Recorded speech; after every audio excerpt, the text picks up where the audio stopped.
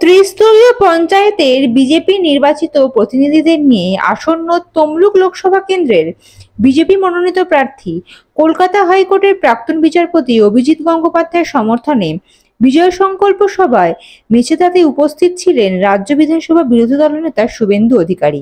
হলদিয়ার বিধায়িকাকে ঘিরে বিক্ষোভ নিয়ে শুভেন্দু অধিকারী বলেন, সব আইপ্যাকের চিটিংবাজ চোরগুলো করাচ্ছে, এরা কুকুর প্রজাতির।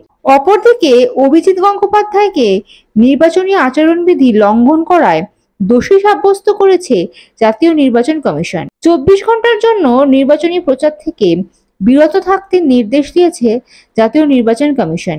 এই প্রসঙ্গে শুভেন্দু অধিকারী বলেন, নির্বাচন কমিশনের কোনো সিদ্ধান্ত নিয়ে কিছু বলবো না, তবে মমতা ব্যানার্জির ওপর এই নিয়ম জারি করা উচিত। মমতা ব্যানার্জি যেভাবে সন্দেশখালীর মহিলাদের রেটের কথা বলেছেন, তার ক্ষেত্রে কেন অ্যাকশন হয় না? এই জিনিসটা মমতা ব্যানার্জি এবং তার ভাইপোর ওপরও হওয়া উচিত। অভিজিৎ গাঙ্গুলি নিজে থেকে কিছু বলেননি। মমতা ব্যানার্জির কথার প্রত্যুত্তরে তিনি এই উক্তি করেন, ইলেকশন কমিশনের উচিত মমতা ব্যানার্জির মুখটাকে সেলাই করে দেওয়া। ভারত সেবাশ্রম খারাপ, রামকৃষ্ণ মিশন খারাপ, এইসব শুনলেও নির্বাচন কমিশন চুপ করে থাকছে। ইলেকশন কমিশন কি তখন ঘুমায়? মা বেটার জন্য একরকম আইন আর অভিজিৎ গাঙ্গুলির জন্য কি অন্যরকম আইন?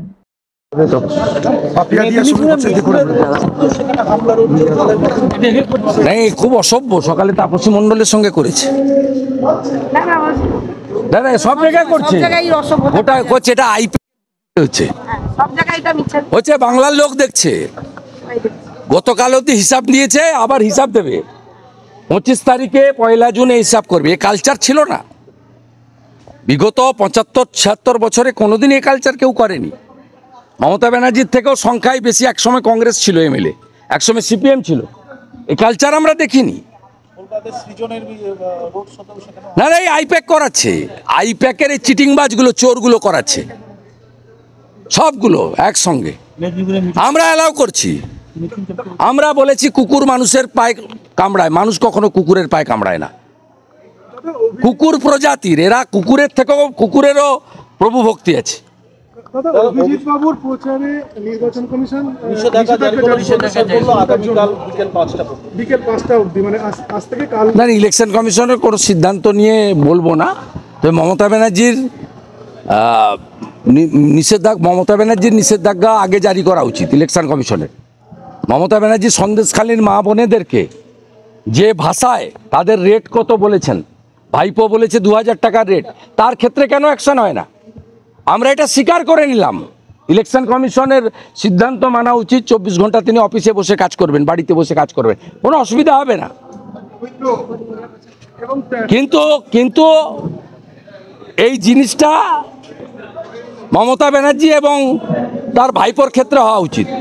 মাননীয় অভিজিৎ গাঙ্গুলি নিজে থেকে কিছু বলেননি। মমতা ব্যানার্জি সন্দেশখালীর মহিলাদের রেট বেঁধে দেওয়ার কথা বলেছিলেন 2000 টাকা, তার প্রত্যুত্তরে উনি বলেছেন ইলেকশন কমিশনের উচিত মমতা ব্যানার্জির মুখটাকে সেলাই করা আগে। ভারত সেবাশ্রম সংঘ, রামকৃষ্ণ মিশন, ইসকন, সব সন্ন্যাসীরা খারাপ, গেরুয়া বসন পড়লেই খারাপ, এসব কথা বলেও ইলেকশন কমিশন চুপ করে দেখবে। কি ভাষা বলেছে মহিষাদলে এসে, বাপ বেটা গদ্দার। ইলেকশন কমিশন তখন ঘুমায়? মা বেটার ক্ষেত্রে একরকম আইন, আর অভিজিৎ গাঙ্গুলির ক্ষেত্রে আরেক রকম আইন। সংখ্যালঘু ভোটের দিকে তাকিয়ে কি সংখ্যালঘু ভোটের দিকে তাকিয়ে কি মমতা বন্দ্যোপাধ্যায় সব কথাগুলো? কি কথা? এই যে সংহতির উপর আক্রমণ, কার্তিক মহারাজ, কে জানেন না? আপনি নিজে জানেন। উনি হিন্দুদের উপর আক্রমণ করেন মুসলমান ভোট পাওয়ার জন্য, আর গরিব মুসলমানদের মারেন। বকটুইতে মেরেছেন, গার্ডেন নিচে মেরেছেন।